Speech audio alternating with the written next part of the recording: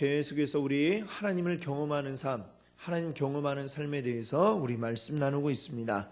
오늘은 이제 제9단원 순종을 통해 하나님을 경험함, 그 가운데서 두 번째 시간 되겠습니다. 순종 이제 제2부 두 번째 시간인데요. 순종이라고 하는 게 뭡니까? 순종이란 하나님의 말씀을 따르는 것이죠. 하나님이 하라고 하신 것을 따르는 것을 우리가 순종이라고 합니다. 자, 왜 우리가 순종해야 되느냐? 우리는 하나님의 종이기 때문이죠. 종에게는 선택권이 있습니까? 없습니까? 종에게는 없죠. 해라 하면 해야 되는 게 종입니다. 우리는 하나님의 종이기 때문에 그것을 순종하는 것만이 우리의 해야 할 몫인 것이죠. 순종하지 않겠다라고 한다면 그건 뭡니까? 일종의 반역이라고 할 수 있겠습니다. 그리고 불순종은 우리에게 심각한 그런 결과를 가져오게 만들게 되곤 하죠. 자, 그럼 이제 우리가 먼저 순종이 뭐냐? 좋은 예가 마태복음 21장 28절부터 30절에 나와 있는데요. 한번 같이 읽어볼까요? 제가 28절, 여러분들이 29절, 30절은 우리 함께 읽어보겠습니다. 그러나 너희 생각에는 어떠하냐? 어떤 사람에게 두 아들이 있는데 맏아들에게 가서 이르되 오늘 포도원에 가서 일하라 하니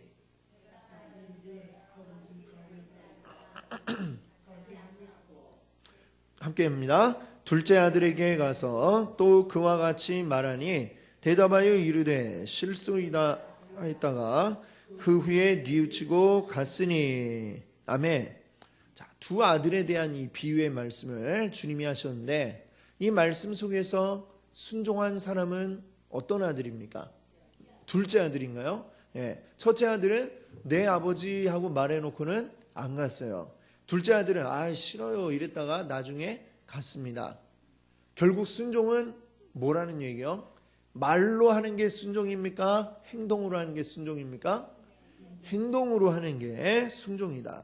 명령대로 행하겠습니다 말하는 것은 순종이 아니에요.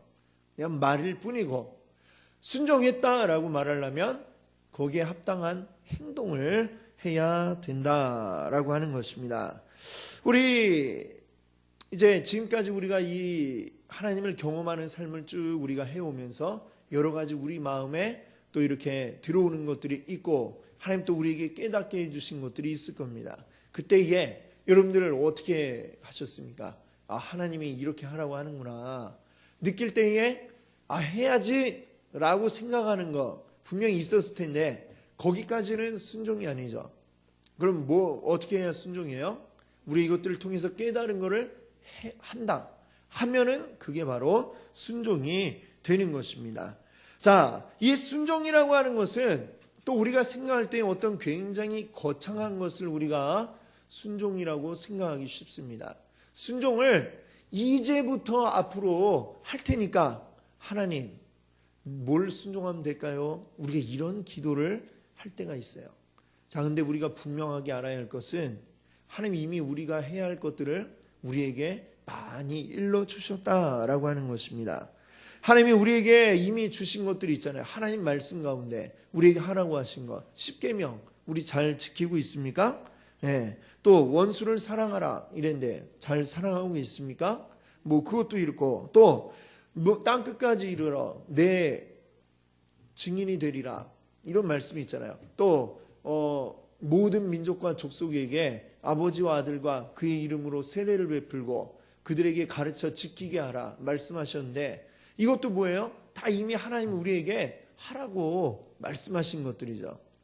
근데 이미 이것들 우리가 이거 하고 있었어야 되는데 지금 이미 하나님 우리에게 주신 거는 생각하지 않고 좋아요 하나님 이제 순종할 테니까 뭐 하면 됩니까? 일러주세요.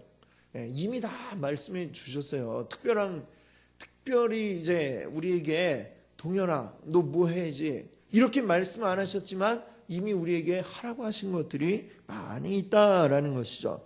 그러면 하나님 앞에 지금까지 이 하라고 하신 것들을 다 지키지 않으면서 앞으로 잘할게요 이거는 말이 될까요 안 될까요? 안 되죠. 하나님, 야, 너 이미 벌써 하라고 했는데 라고 이렇게 말씀하실지 모릅니다. 질문 2번을 한번 보세요. 당신은 하나님이 순종하지 않을 종에게 새로운 임무를 맡겨주시리라고 생각합니까? 어떠세요? 아니요. 그렇죠? 아니요겠죠. 잘하고 있는 사람에게 하나님이 더 맡겨주시겠죠. 하나님 달란트 비유에서도 보니까 어떻습니까? 1달란트 맡은 사람, 또 2달란트 맡은 사람, 5달란트 맡은 사람이 있어요. 5달란트 맡아서 열심히 일해가지고 또 다시 5달란트를 벌어온 사람에게 어떻게 하셨어요? 잘했다고 칭찬하시고, 그 다음에요 10달란트를 다 맡기셨어요. 그렇죠? 5달란트 맡겼더니 잘하니까 그 다음에 뭐예요? 10달란트를 맡겨주는 겁니다. 2달란트 받았던 사람은 그걸 가지고 또 열심히 해갖고 2달란트를 더 가져왔어요. 잘했구나. 착하고 충성된 종아. 2달란트 가지고도 잘하는 거 보니까 더 맡겨줘도 잘하겠구나. 4달란트를 맡겨줬어요. 근데 1달란트 받았던 사람 어떻게 했습니까? 1달란트 가지고 이거 가지고 뭐 열심히 해 뭐하나. 잘하면 주인이 다 가져갈 거고 못하면 욕만 먹을 텐데 뭐하러 하나 하고 그냥 땅에 파묻어놨다가 그대로 가지고 왔잖아요. 1달란트 맡겨줘 봤는데 잘했어요 못했어요? 잘 못하니까 그걸 또 맡깁니까 안 맡깁니까? 안 맡기죠. 그렇죠? 이미 잘해온 사람에게 또 다른 순종할 것을 주시는 겁니다. 예. 우리가 그러니까 하나님 앞에 하나님 나를 사랑하지 않나? 왜 나에게 나는 큰 일할 사람입니다 하나님 이렇게 얘기하는데 큰 일을 하려면 뭐부터 잘해야 되는 거예요? 작은 일을 잘해야 큰 일을 잘할 수 있죠. 작은 일 못하는 사람은 큰 일도 잘할 수가 없습니다. 사실 사회에서도 마찬가지잖아요. 직장 같은 데도 보면 꼭 큰 것만 이렇게 잘하려고 그러고 막상 자기 주변에 아침에 사람들에게 인사하는 거 잘 못하고 또 자기 주변 정리도 잘 못하고 좀 사소한 거 심부름 시키면 그것도 그냥 인상이나 쓰고 이러면 그 사람 이렇게 좀 더 좋은 일을 맡기게 되겠습니까? 아니죠. 사소한 거 이런 치우는 거부터 열심히 잘하고 사람들에게 인사 잘하고 자질구레한 것도 잘하는 사람이 또 거기서 큰 일을 맡겨도 큰 일도 잘하게 되는 것이죠. 작은 거 하는 걸 보면은 그 사람의 됨됨이가 금방 드러나게 됩니다. 사실 우리 청년들이 이걸 잘 알아야 되는데 그걸 알고 모든 것 작은 거에 충성하는 사람에게 하나님도 그렇고 회사에서도 그렇고 큰 거를 맡긴다. 이것을 우리가 기억할 수 있어야 하겠습니다. 그래서 하나님이 우리에게 주신 계명들을 우리가 기억하고 먼저 그것들을 지켜나가는 것이 중요합니다. 그것이 우리 삶 속에 일상생활 속에 하나님의 말씀을 따라 살고자 하는 노력들이 계속해서 끊임없이 이루어지고 그 순종이 작은 순종들이 이어질 때에 하나님은 우리를 통해서 큰 순종할 일을 우리에게 주시는 줄 믿습니다. 큰 일을 하고 싶다면 작은 일에 충성하는 게 먼저 우리에게 우선인 것을 여러분들 기억하시는 여러분 되시기를 바랍니다. 아멘. 자, 이제 우리가 여러분 유인물 1페이지 중간에 보시면은 두 번째 기회들이라고 하는 이제 제목이 있습니다. 두 번째 기회, 이게 뭘까요? 하나님이 어떤 사람에게 뭔가를 지시를 하셨는데, 명령을 하셨는데 그 사람이 이것을 불순종했습니다. 그러면 하나님은 어떻게 하실까요? 그걸로 그 사람은 땡, 너는 안 돼, 완전히 내 눈 맞게 놨어, 이러고 끝날까요? 아니면 또 한 번 기회를 주실까요? 어떠실 것 같아요? 기회를 대부분의 경우에 또다시 주십니다. 자, 우리 한번 요나서 한번 찾아볼까요? 구약성경 요나서 말씀을 한번 보겠습니다. 요나서 1장 1절부터 이제 읽어야 되는데 한번 펴보시고 1287페이지 있습니다. 자, 요나의 이야기는 우리 잘 아시잖아요. 그렇죠? 자, 요나서 1장을 한번 펼쳐 보겠습니다. 요나 1장. 자, 여호와의 말씀이 아미떼 아들 요나에게 임하니라. 그리고 하나님이 뭐라고 명령하셨어요? 2절을 같이 한번 읽어볼까요? 너는 일어나 저 큰 성읍 니느웨로 가서 그것을 향하여 외치라. 그 악독이 내 앞에 상달되었음이니라 하시니라. 아멘. 자, 2절 말씀 보니까 하나님이 무엇을 명령하셨습니까? 니느웨로 가라 하셨죠. 니느웨가 어디냐면은 아수르의 수도입니다. 아수르는 어떤 나라인지 아시죠? 북이스라엘을 멸망시킨 나라. 굉장히 크고 강력한 힘을 가진 나라이고 그 주변 국가들을 수없이 침략하고 괴롭히는 그런 나라였습니다. 요나는 북이스라엘의 이제 선지자였어요. 수없이 이 아수르 때문에 곤욕을 치른 경험을 가지고 있는 이스라엘의 백성입니다. 하나님이 근데 이 요나에게 무엇을 명하셨느냐? 저 아수르의 수도인 니느웨로 가라. 니느웨의 악독이 지금 내 앞에 상달되었는데 가서 뭐 하라는 거예요? 사람들에게 가서 이거를 알려주고 회개하라고 외치라는 겁니다. 그러니까 자, 그 말을 들을 때에 요나의 마음이 어땠을까요? 쉽게 수긍이 안 되죠. 하나님, 니느웨를 벌 주신다고요? 굉장히 요나 입장에서 생각하면 기쁜 일이에요. 그렇죠? 기쁜 일인데 근데 뭐 그냥 멸망시키려면 바로 그냥 멸망시키시지. 뭘 또 경고하고 회개하라고 그러고 저 악한 놈들이 회개할 리도 없고 그냥 바로 치십시오. 이게 지금 요나의 솔직한 마음이었던 거죠. 자, 우리라면 안 그렇겠습니까? 맨날 우리를 치고 괴롭히는 그 사람 하나님이 벌 주시겠다 합니다. 그러면 만세 할렐루야 우리 외치고 빨리 하시라고 이러고 싶겠죠. 근데 하나님은 그게 아니라 근데 거기에 가서 너희들 지금 위험에 처했으니까 회개해라 라고 이렇게 외치라는 거예요. 망하면 좋은데 왜 그거를 혹시라도 회개하면 어떡하려고 왜 나보고 그런 얘기를 하라고 하십니까? 이게 요나의 마음이었던 것이죠. 그래서 요나는 어떻게 했습니까? 3절 같이 한번 읽어볼까요? 그러나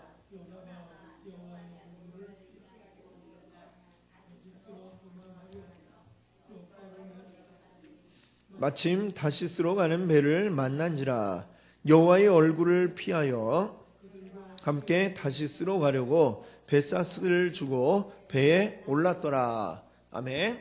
자, 이제 이스라엘에서 아수르 수도 니느웨는 북쪽으로 가야 됩니다. 배를 타도 어디로 가는 배를 타야 돼요? 북쪽으로 가는 배를 타야죠. 근데 다시스는 어디냐? 서쪽.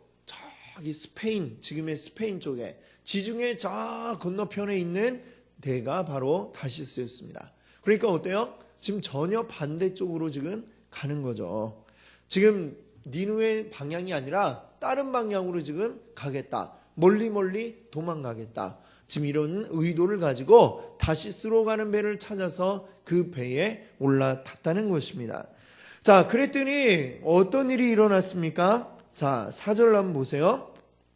여호와께서 큰 바람을 바다 위에 내리심에 바다 가운데 큰 폭풍이 일어나 배가 거의 깨지게 된지라. 지금 이 요나가 탄 배가 큰 폭풍을 만났어요. 배가 완전히 다 폭풍 가운데 부서지고 침몰할 지경에 이르게 되었습니다. 그 결국에 이제 그 사이 일들 아시죠? 이게 지금 누구의 분명히 우리 가운데 신에게 죄 지은 자가 있다. 그가 누군지 우리 한번 제비를 뽑아보자.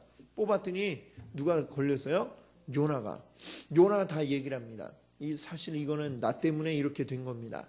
제가 하나님 명령을 어기고 이 배를 올라탔습니다. 그래서 이렇게 됐습니다. 그리고 그래서 어떻게 됐어요? 12절 10절에 보세요. 이제 실토를 하는 거죠. 자기가 여호와의 얼굴을 피함인 줄을 그들에게 말하였으므로 무리가 알고 심히 두려워하여 이르되 내가 어찌하여 그렇게 행하였느냐 하니라. 그래서 결국은 12절 보세요. 그가 대답하되 나를 들어 바다에 던지라. 그리하면 바다가 너희를 위하여 잔잔하리라. 너희가 이 큰 폭풍을 만난 것이 나 때문인 줄을 내가 아노라 하니라. 내 죄 때문에 이렇게 됐으니까 나를 바다에 던지세요. 그러면 폭풍이 잠잠해지고 여러분도 살 것입니다. 요나가 이렇게 얘기했어요.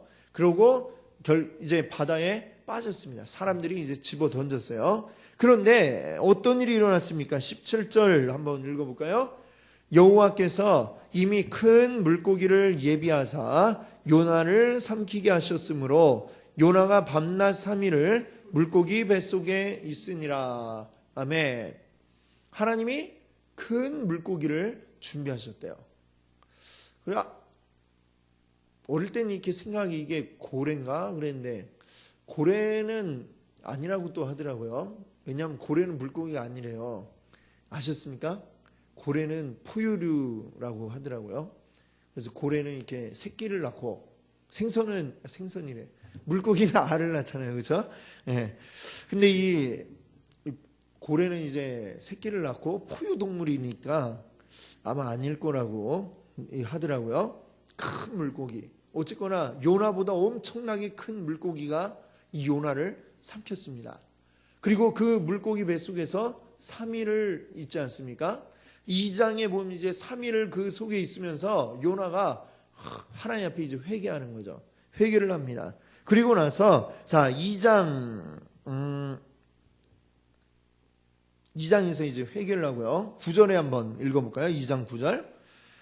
나는 감사하는 목소리로 주께 제사를 드리며 나의 서원을 주께 갚겠나이다. 구원은 주께 속하였나이다 하니라. 아멘. 자, 이게 무슨 얘기예요? 회개하면서 주께 서원한 것 내가 갚겠습니다.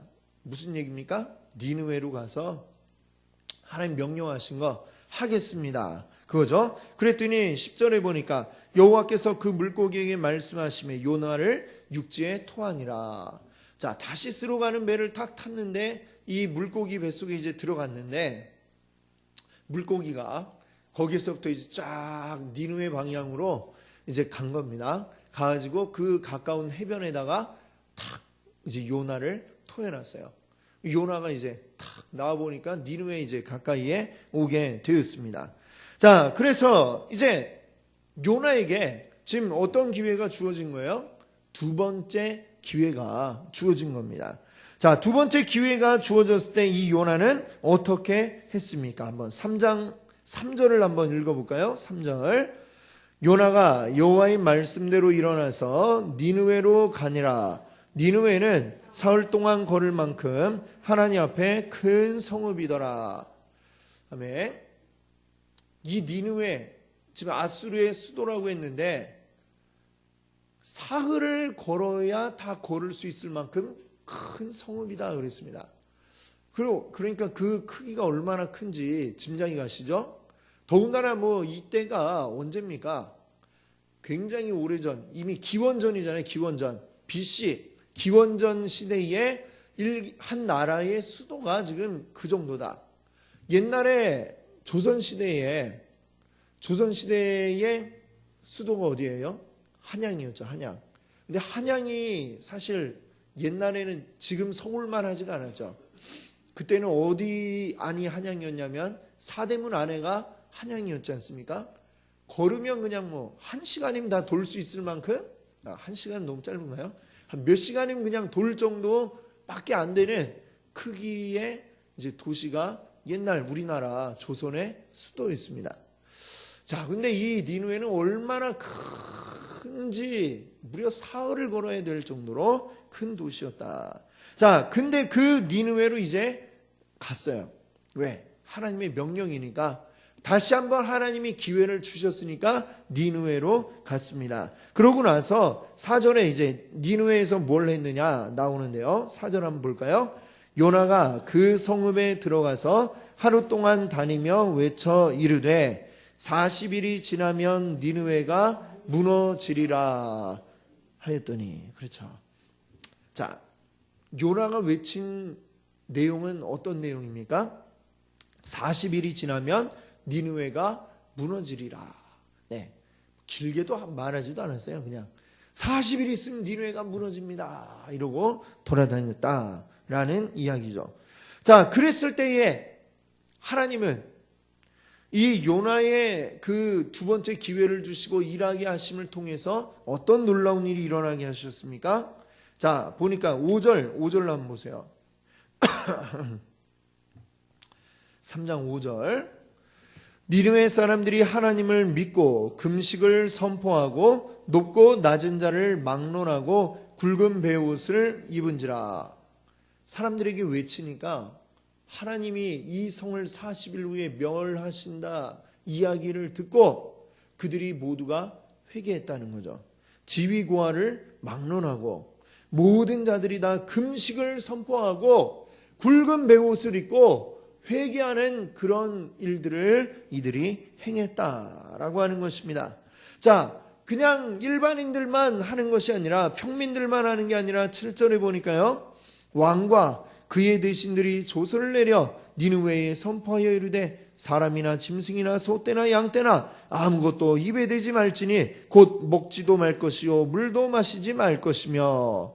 자, 누구까지 그렇게 했어요? 왕까지. 왕이 이제는 왕도 하나님 앞에 회개를 하고 금식을 하는데 어느 정도까지 금식을 했어요? 사람만 하는 게 아니라 누구까지 했습니까?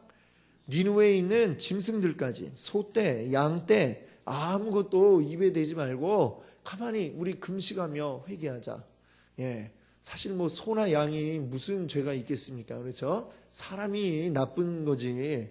근데 이제 그 정도로까지 그 니느웨 성 안에 있는 모든 살아 움직이는 생명체는 다 하나님 앞에 우리가 금식하며 회개하자라고 왕이 선포를 했던 겁니다. 놀랍죠? 아마 요나도 깜짝 놀랐을 거예요. 어떻게 이런 일이? 이 사람들이 이럴 사람들이 아닌데? 이러면서 깜짝 놀라고, 아유 하나님 안 돼요 안 돼요. 그때 마음이 이제 뭔가 감을 잡았을 거예요. 무슨 감을 잡았느냐? 아무래도 이거 멸망시키지 않으실 것 같다라는 그런 예감을 하게 되었을 것입니다. 자, 결국에는 어떻게 됐습니까? 이 4장 와서 보시면 2절에 보니까 이런 말씀하고 있어요. 1절에는 요나가 어떻게 했다고 그래요? 요나가 매우 싫어하고 성냈다고 그래요. 이 성이 멸망하지 않으니까 아주 싫어하고 성을 내면서 하나님한테 지금 따지는 기도를 하는 거예요. 뭐라고 하느냐?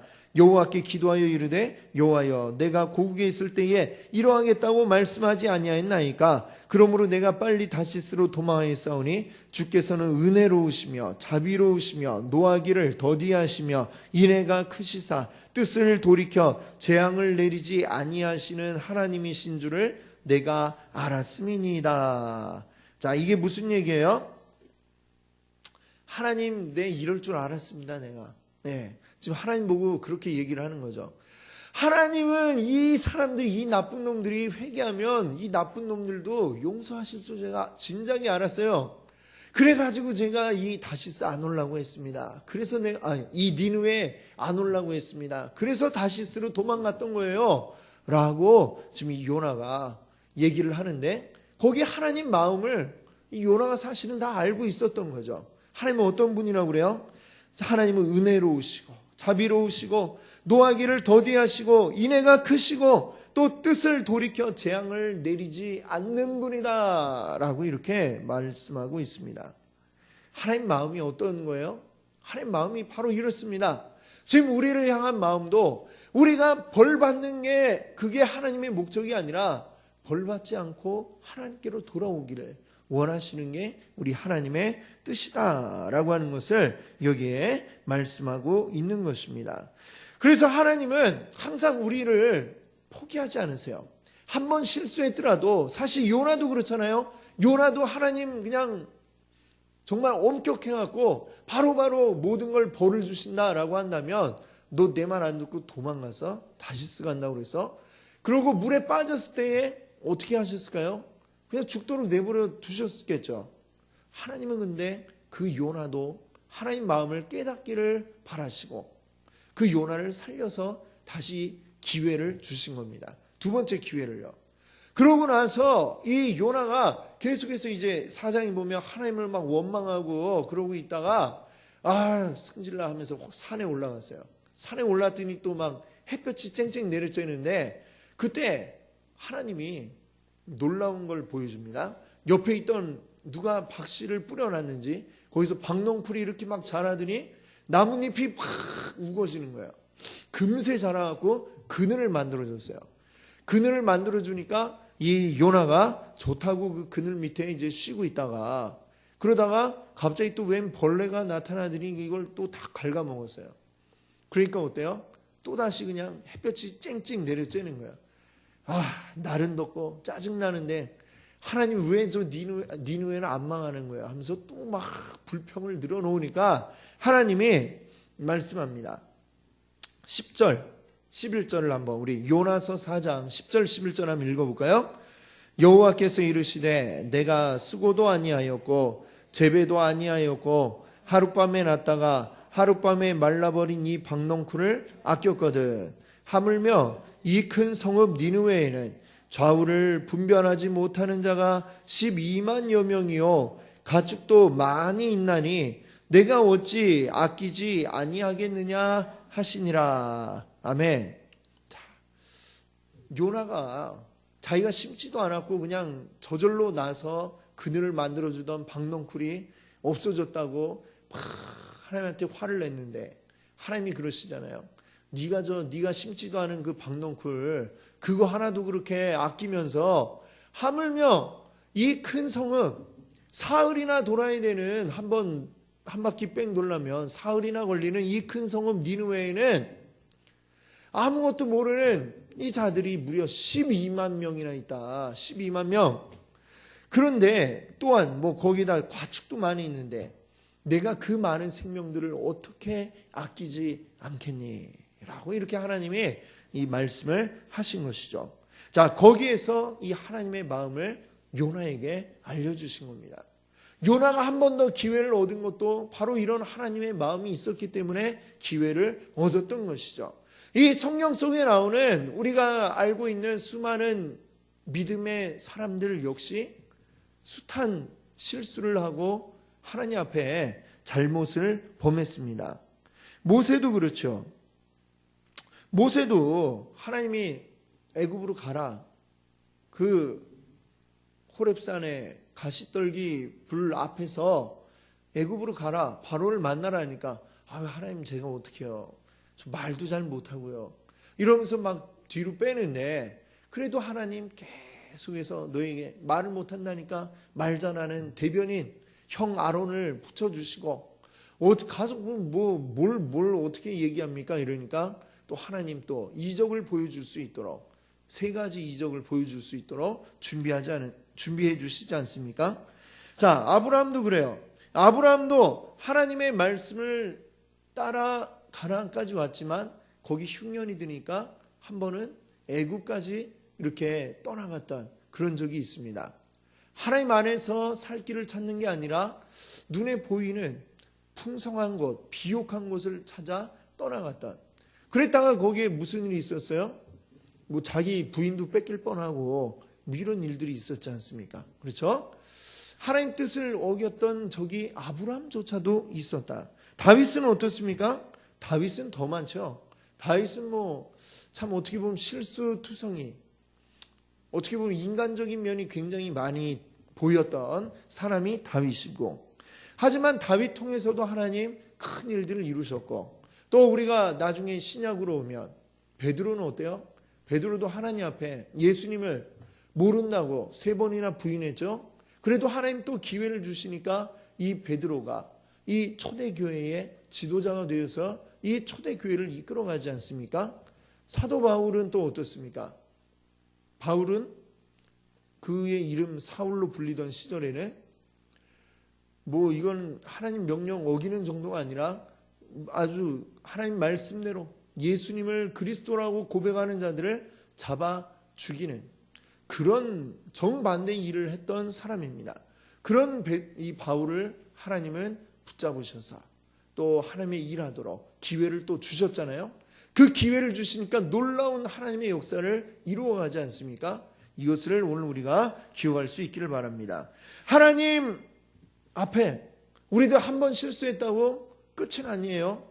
하나님 또다시 기회를 우리에게 주심을 우리 감사할 수 있는 여러분 되시기를 바랍니다.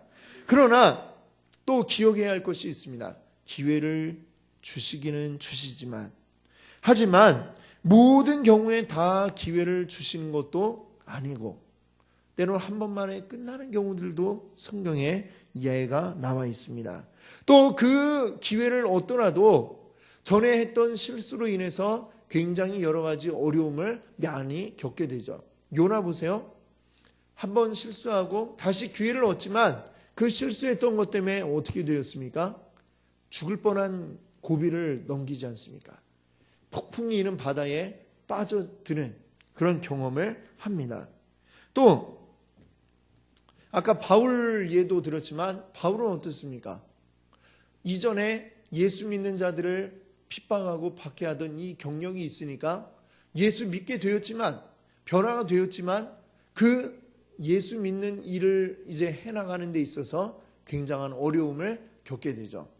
한동안은 예루살렘 교회에 오기도 어려울 정도로 사람들이 모두 다 피하고 아무 일을 할 수 없는, 바나바가 없었더라면 아마 그대로 그냥 낙오되어서 혼자 그냥 예수 믿다가 그냥 끝나버렸을지도 모를 일입니다. 그런 어려움이 분명히 생기는 것은 사실임을 우리가 기억해야 됩니다. 또 어떤 경우에는 하나님이 또다시 기회를 주지 않는 경우들도 있어요. 레위기 10장을 보면 나답과 아비후의 이야기가 나옵니다. 나답과 아비후는 아론의 두 아들입니다. 4명의 아들이 있는데 그 중에 2 아들. 자, 이 레위기 10장 그 앞에 보면 이제 대제사장 위임식을 하게 됩니다. 하나님이 쭉 그동안 율법을 말씀하셔서 성막을 짓고 성막에서 일할 사람들, 제사장의 직분을 이제 다 일할 것을 이제 분배를 내시고, 그 가운데서 대제사장 이제 아론을 세우시고, 그 다음에 그 아들들이 함께 도와서 성전에 들어가 일을 하게 되는데, 나답과 아비후는 어떻게 됐어요? 일하는 첫날, 자, 위임식이 이제 끝나고 딱 그 성막에 들어가서 일하는 첫날 죽어버렸어요. 왜 그렇습니까? 하나님이 명하시지 않은 불을 그들이 드렸다라고 했습니다. 이건 무슨 얘기냐면, 성막에 들어가면 성소가 있고 지성소가 있는데, 성소에 이제 불을 피워 올리게 되어 있습니다. 그 안에 그 촛대가 있고 초가 있고 거기에 불을 피우게 되어 있는데, 이 불도 아무 불이나 되는 것이 아니라 지정된 곳에서 지정된 불을 가지고 와서 붙이게 되어 있는데, 이들이 지정된 그 불을 하지 않고 아무 불이나 가져다가 불을 붙였다는 것이죠. 그리고 그 순간 즉시 나답과 아비후가 죽게 되었습니다. 이들은 두 번째 기회를 얻지 못했어요. 어쩜 그들이 처음이라 잘 몰라서 그랬을 수도 있고, 여러 가지 실수로 그랬을 수도 있고, 아니면 그냥 의도적으로 아무 불이나 어때 이랬을 수도 있고, 정확한 건 모르겠지만 분명한 건 이들이 그 후에 다시 제대로 할 기회를 얻지 못하고 그 즉시로 죽고 말았다라고 하는 것입니다. 또 민수기 20장에 보면 모세가, 여기 무슨 얘기가 나오냐면요, 백성들이 막 물을 달라고 원망을 합니다. 하나님과 모세 앞에 원망을 하니까 모세가 막 하나님 앞에 막 얘기해요. 하나님 이거 어떻게 합니까? 그랬더니 하나님이 저 반석을 명하여서 물을 내라 라고 이렇게 얘기했어요. 자, 근데 한번 그 민수기도 한번 찾아볼까요? 우리 민수기 20장 10절입니다. 하나님이 이제 명하시기를 반석을 명하여 물을 내라 라고 했습니다. 근데 20장 10절에 한번 보세요. 구약 229페이지 20장 10절 좀 읽어보겠습니다. 모세와 아론이 회중을 그 반석 앞에 모으고 모세가 그들에게 이르되 반역한 너희여 들으라. 우리가 너희를 위하여 이 반석에서 물을 내랴 하고. 자, 11절도 한번 볼까요? 모세가 그의 손을 들어 그의 지팡이로 반석을 2번 치니 물이 많이 솟아오르므로 회중과 그들의 짐승이 마시니라. 자, 결론적으로 보면 물이 나왔으니까 되는데, 이 모세가 그들 앞에 회중을 모아놓고 뭐라고 얘기했어요? 반석 앞에 모아놓고 하나님은 반석을 명하여 물을 내라 그랬네. 자, 우리가 너희를 위하여 이 반석에서 물을 내랴 라고 하면서 반석을 내리쳤다라고 그랬죠. 여기서 우리라고 하는 거에는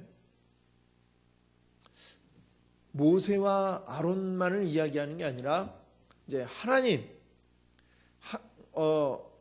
까지도 이제 같이 보는 거죠. 그러니까 하나님이 사실은 물을 내시는 거잖아요. 그렇죠?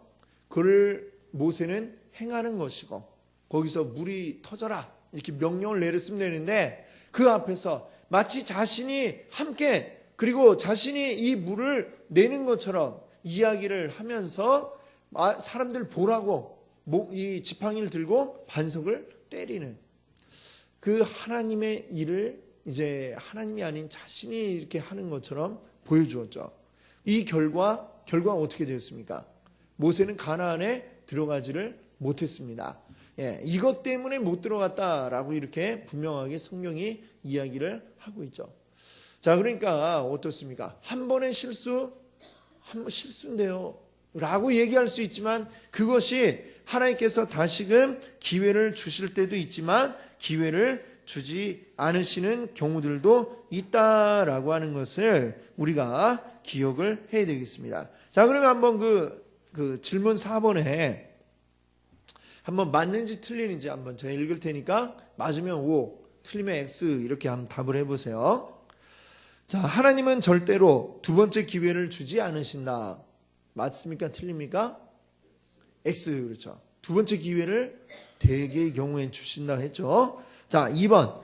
하나님이 불순종의 죄를 용서하시면 모든 죄의 결과 역시 없애주신다. 맞습니까? 틀립니까? 자, 하나님 2번째 기회를 주시면 첫 번째 그 거역했던 그의 영향이 남아 있나요, 없나요? 아까 있다고 그랬죠.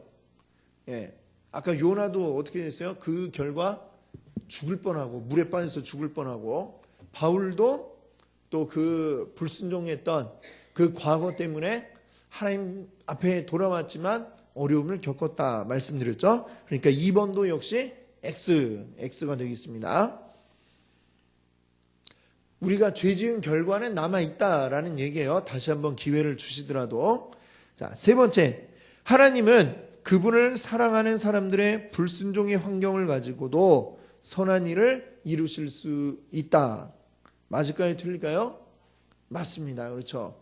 내가 불순종했는데 그걸로도 하나님은 선하게 역사하셔서 일을 이루어 가실 수가 있습니다. 4번째, 하나님은 당신의 성품을 개발하는데 관심을 가지고 계시다. 맞을까요? 틀릴까요? 예, 맞습니다. 그렇죠? 우리가 계속해서 이렇게 우리의 성품을 개발해서 하나님의 일들을 이루어 가기를 하나님 원하고 계시고 거기에 관심을 가지고 있습니다. 자, 5번째, 불순종은 매우 값비싼 대가를 치를 수 있다. 맞나요? 틀리나요? 예, 맞습니다. 불순종은 매우 값비싼 대가를 치를 수 있어요. 다시금 회복하기 어려운 결과를 맞이할 수도 있다. 말씀드렸죠? 나답과 아비후처럼. 자, 6번. 하나님이 항상 죄의 결과를 없애주시는 것은 아니다. 맞습니까? 틀립니까? 맞습니다. 그렇죠? 동그라미.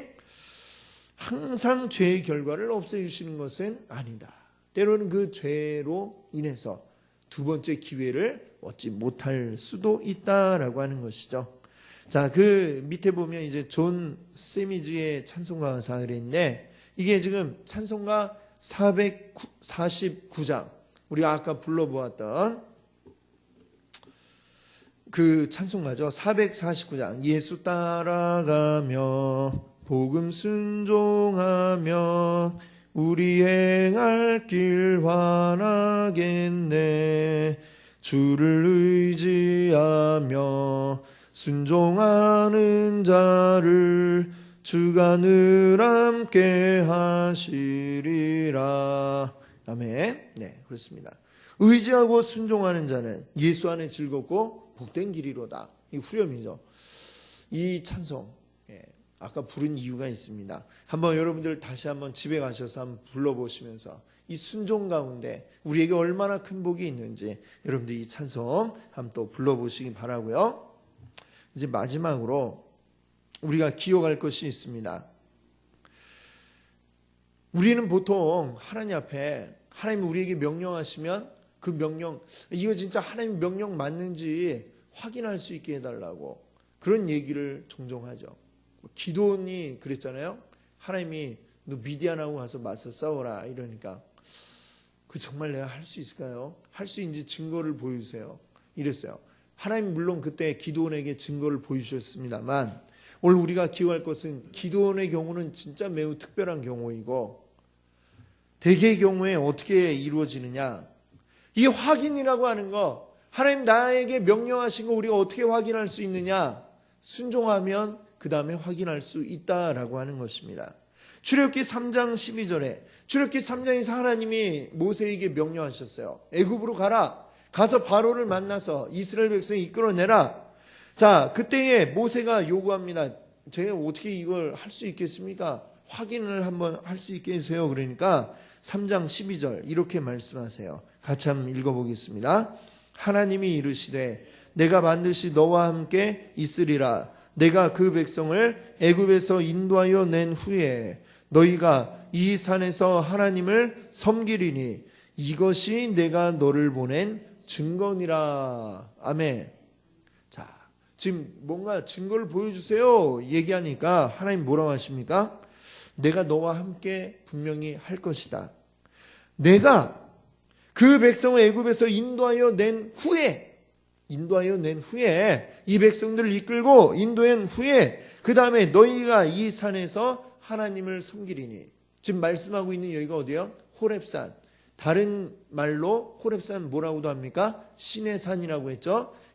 바로 이곳에서 너희가 나를 섬기가 되리니 그게 바로 그때의 증거이다 라고 이렇게 말씀하는 거죠. 증거는 언제 우리에게 나타납니까? 우리가 순종하면, 순종한 후에 증거들이 나타나게 될 것이다 라는 것이죠. 증거 다 미리 보고서 하는 게 아니고 일하면 그때의 증거가 나타나고, 이 증거가 곧 무엇입니까? 하나님의 일하심을 우리가 경험하게 되는 것인 줄 믿습니다. 아멘. 우리 놀라운 일들을 우리 경험하기 원하십니까? 하나님의 일하심을 경험하기 원하십니까? 우리 함께 순종함으로 하나님의 역사들을 우리 이루어갈 수 있기를 바랍니다. 아멘. 기도합니다. 할렐루야. 주님 감사합니다.